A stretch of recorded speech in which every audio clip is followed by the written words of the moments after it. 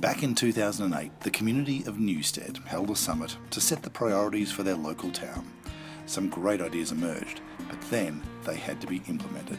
This is the story how they moved from ideas to outcomes and some of the secrets of their success.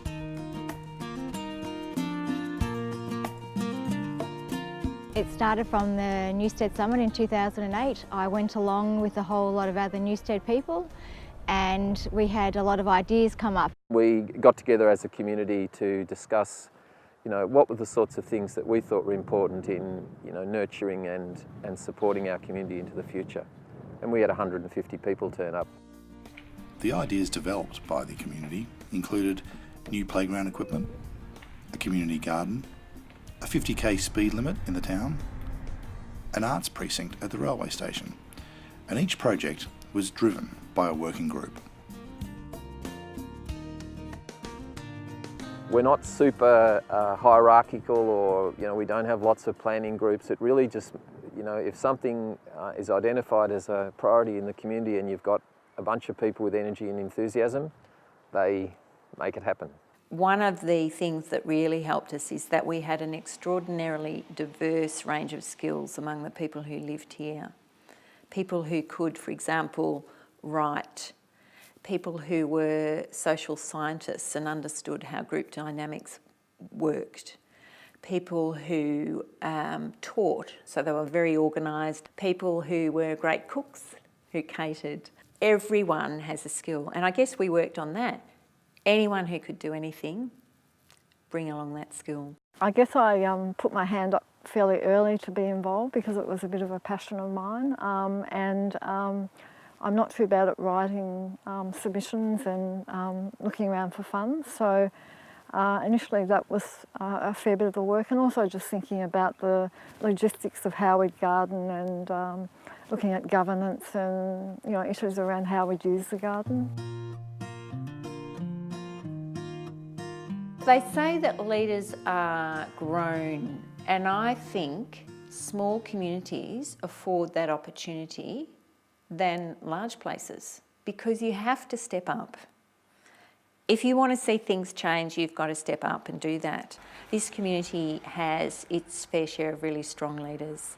People who lead by example, really, by showing that they want to do things and getting up and doing themselves. And others learn from them, so it goes from there. One of the ideas came from the children about having a new pirate ship playground. It just sprang from there. I put my hand up, a few others put their hand up, and we formed a working group. It worked well because we all had the same vision. We all wanted a better playground for the children. Leadership can be sort of exhibited in lots of different ways, and I think one of the tricks is that people are given the confidence to pursue projects that are important. Barriers aren't put in their way. I didn't really see myself as a leader at the time. I just felt really passionate about the idea of making the playground a better playground and listening to what the children wanted. So it was about honouring their wish for a new playground. So I think along the way those leadership skills develop, but you definitely don't need to see yourself as a leader to do that. You just need to have some time and some passion and energy.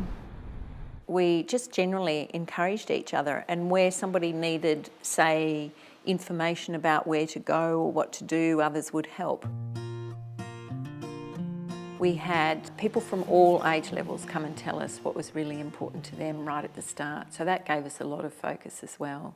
So I think calling on that legacy in the community and learning from history and people who've done this kind of work in small towns everywhere is really, really important. My advice to other communities wanting to build stronger engagement and leadership is to have faith in themselves. It's time for communities to take responsibility for themselves, for them to stand up. One of the things that you can do is do a skills audit. Bring your community together and ask people to write on a piece of paper what it is that they're good at, what their skills are. Have that as a resource. So when you need something specific, those are the people that you can call on. People love to be asked. It's no good having a garden that people don't feel that they can come and use and own and harvest from. Part of it was making sure that we actually got things in place, but also trying to keep people involved through the process.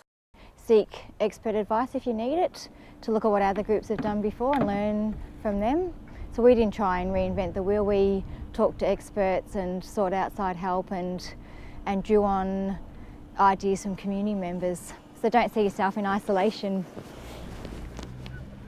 Focus on your project, keep it rolling along, and be optimistic about it. Encourage each other. I think it's got to be fun. You've got to have patience and just be prepared for the longer journey. And often it's good to step back and actually see what you've achieved, because you're too busy, working away at it. When you have a good idea and a group of people that are really enthused, and also the timing's right. It doesn't always happen that these things coincide at once in a community, and that's what happened with the summit. I think the timing, the enthusiasm and the skills all came together.